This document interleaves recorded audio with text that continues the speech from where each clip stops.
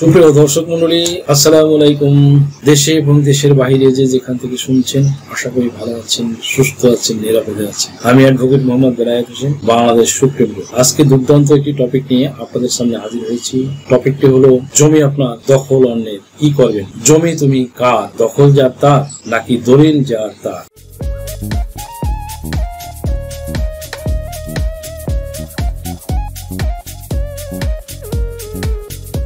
একজনের নামে থাকা জমি 12 বছর ধরে অন্য কেউ ভুল দখলে থাকলে জমি তার হয়ে যাবে, এমন ভ্রান্ত ধারণার দিন শেষ।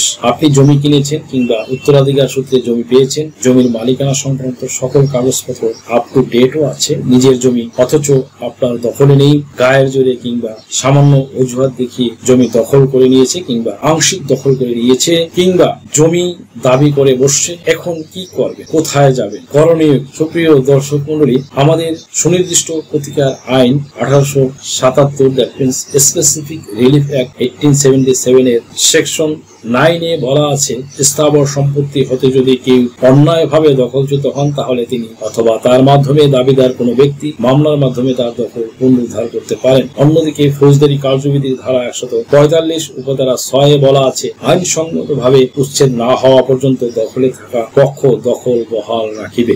দখল সবসময় বৈধ সত্যকে অনুসরণ করে। 38 DLR AD 22। অন্যত্র বলা আছে, আসল বা প্রকৃত মালিকের যদি বৈধ সত্ত্বাধিকারের অস্তিত্ব থাকে তবে দখল করলেই বিরুদ্ধ দখল সৃষ্টি হয় না। 20 DLR হাইকোর্ট 407। সুপ্রিয় দর্শক মন্ডলী, উচ্চ আদালতের এই সকল সিদ্ধান্ত থেকে সহজেই বোঝা যায় জবর দখল স্বীকৃত কোনো পন্থা হতে পারে না। সেটা 12 কেন 100 বছর হলো। একটি এক্সাম্পল, ফর এক্সাম্পল দিলে বিষয়টি আরো পরিষ্কার হয়ে উঠবে। বৈধ দলিল ছাড়া শুধুমাত্র 12 বছর বা 20 বছর দখলে থাকলেও রহিমের সম্পত্তির মালিক করিম হয়ে যাবে, এটা কোনো আইন হতে পারে। আপনাদেরকে আরেকটি বিষয় জানিয়ে রাখি, জমি থেকে বেদখল হলে দখল পুনরুদ্ধারের জন্য ফৌজদারি ও দেওয়ানি দুই আদালতে মামলা করা যায়। কোন ব্যক্তি তার সম্পত্তি থেকে বেদখল হওয়ার 2 মাসের মধ্যে তিনি ওই ব্যক্তিকে বেদখল করার চেষ্টা থেকে বিরত করার জন্য বা সম্পত্তিতে ওই দখলকারী ব্যক্তির প্রবেশ বারিত করে আদেশ প্রদানের জন্য নির্বাহী ম্যাজিস্ট্রেট আদালতে ফৌজদারি কার্যবিধি 144 অথবা 145 ধারার বিধান অনুসারে মামলা করতে পারবেন। সুপ্রিয় দর্শক মন্ডলী, এই ধরনের মামলা অল্প সময়ের মধ্যে নিষ্পত্তি হয়ে থাকে। মামলা দায়ের হলে ম্যাজিস্ট্রেট অপর পক্ষের উপরে সমন জারি করবেন। উভয় পক্ষের বক্তব্য এবং সাক্ষ্য প্রমাণ শেষে সম্পত্তির দখলদার নির্ণয় করবেন।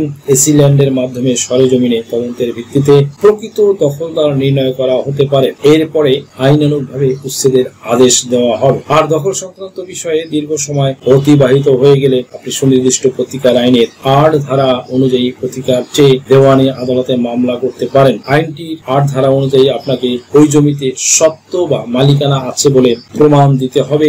এই ধারার সত্য প্রমাণ সহ মামলা করার ক্ষেত্রে বেদখল হওয়ার পর থেকে 12 বছরের মধ্যে মোকদ্দমা দায়ের করতে হবে। এই ক্ষেত্রে জমির মূল্যের উপরে ভিত্তি করে সেই অনুপাতে কোর্ট ফি জমা দিয়ে মোকদ্দমা করতে হয়। এছাড়া নতুন ভূমি অপরাধ প্রতিরোধ ও প্রতিকার আইন 2023 অনুযায়ী জমির প্রকৃত মালিক দ্রুত ও কার্যকর প্রতিকার পেতে সরাসরি নির্বাহী ম্যাজিস্ট্রেটের কাছে আবেদন করতে পারবেন। এই আইনের 7 নম্বর ধারা অনুযায়ী যদি কেউ বৈধ মালিকানাধীন জমি থেকে আপনাকে উচ্ছেদের চেষ্টা করে কিংবা দখল করে নেয়, তাহলে আপনি সরাসরি সংশ্লিষ্ট নির্বাহী ম্যাজিস্ট্রেটের কাছে লিখিত আবেদন করে প্রতিকার পেতে পারেন। আবেদন প্রাপ্তির পর নির্বাহী ম্যাজিস্ট্রেট অপর পক্ষকে কারণ দর্শানোর জন্য নোটিশ প্রদান করবে। প্রয়োজন হলে সরেজমিনে বা সংশ্লিষ্ট সার্ভেয়ারের মাধ্যমে যাচাই করবেন। যাচাই শেষে যথাযথ আদেশ প্রদান করবেন।